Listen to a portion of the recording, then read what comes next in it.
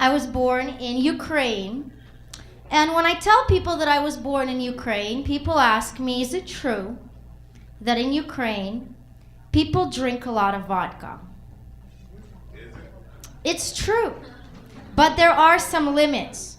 For example, you have to be 12 years old. And I just don't think that's a fair question. I'll tell you honestly. People say, do you drink vodka for breakfast? I say, not a fair question. Sometimes I have tequila. It's just not a fair thing to say. You know what I mean? One thing Russians are not happy about, they are not happy about the drugs. And by Russians, I mean my parents. When we came to America, it was a big feat for my dad's English language, but he read the Time magazine, and he read a whole article on ecstasy, and he learned that it dehydrates you. Now every time I come home, he's like, where you been? Are you dehydrated? I'm also a Jewish person, which means I went to law school. Thank you. We're all excited for it. My 4th time taking the bar now. Yeah, I know. And one thing that we do in law school is that we go to a lot of networking functions. And the networking function, what kind of function is a networking function? What is the function of a networking function? It's to help you figure out, what your passion is, where your passion in the law lies. I went to a lot of those things. I talked to a lot of guys in suits. I had conversations with them. I'm like, asbestos law, it excites me, tax law, so interesting. And I really found it. I realized that I really want to be a trophy wife. And I applied myself towards the position. They told me that my boobs did not quite fit the position. So I had to go back to law school. And in law school, this funny thing happened to me. I got carpal tunnel. I don't know if you guys know what carpal tunnel is, but it's when you cannot use your wrists, which eliminated my last chance at employment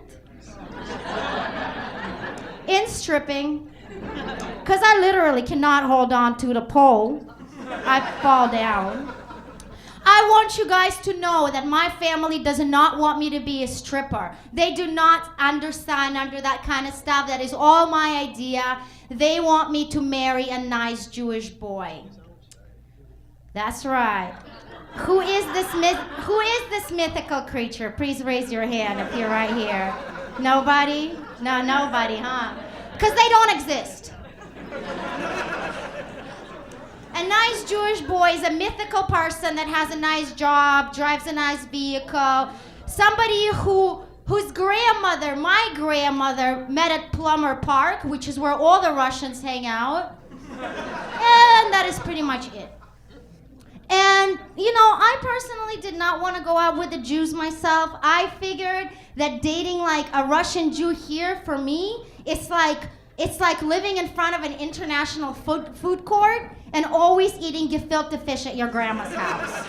Oh, Brazilian food? No, thank you. I don't want it. Tonight we have chopped liver. Tomorrow we have chopped herring. We have all kinds of other chopped fishes, but we do not want your Brazilian restaurant. No, thank you very much. But, there was a lot of pressure from my family. They pressured me about it.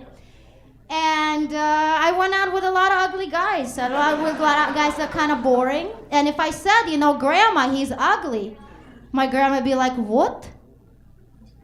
He no good looking? He no look good. No, look at him.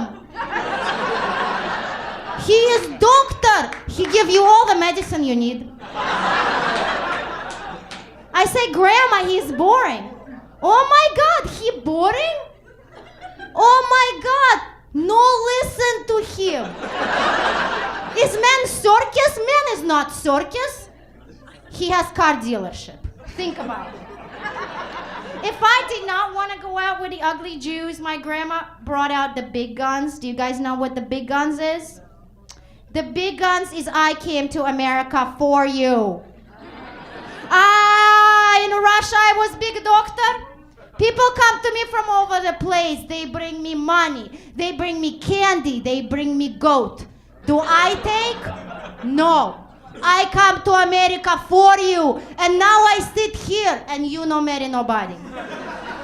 Another thing my family told me, they got afraid for a second. They were worried that I was a lesbian. Because I wouldn't date any Russian person. So one time my grandma comes over to the house. She turns to my grandma and grandpa and she says, I told you she not lesbian. She just dirty. No man come in here. And you know what they proceeded to do? They proceeded to clean my house in hopes that somebody would marry me. But it didn't happen. So another thing that my family does in order to attract a Russian person is they purchase me a leather jacket every month.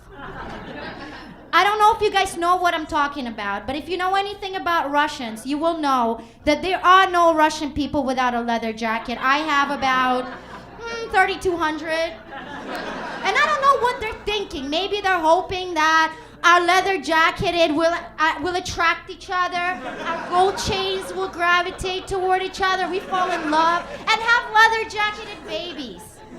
I don't know. Hasn't worked out. So one thing I want to tell you. Law school didn't work out for me. It didn't work out. And I moved to a hippie commune in Hawaii. Surprising, but what can I tell you? And one thing that happened to me in the hippie commune in Hawaii, many things happened to me in a hippie commune in Hawaii. Everyone there, when I got there, realized that everyone there was very spiritual. And by spiritual, I mean naked.